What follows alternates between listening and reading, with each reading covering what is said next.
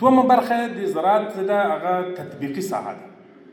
د تیوري او د فکر ساحه او د نظریې ساحه خو د عالي تحصیلاتو محترم وزارت په لاس کې ده او د تعلیمي برخو له لارې نه دا تطبیق وړاندې کولی شي، طرحې ورکولی شي، پلان ورکولی شي او تحقیقات کولی شي، څېړنې کولی شي، نتیجه شریکولی شي. دا د دوی کار. دومه تطبیقي ساحه چې هغه د زراعت محترم وزارت مقام پورې اړه لري، د هغو توجه غواړي.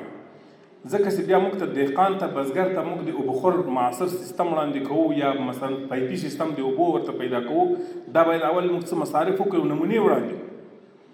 نوې ماشینري د لو د میوجاتو د جمع کېدو، د بسته‌بندۍ، د انتقال د مارکیټ پورې د وسایلو، دا باید موږ زراعت وزارت له خلکو سره کومک وکړي. موږ خلکو عام ګرځېدلي نه دي، هم اقتصادي توان محدود ده.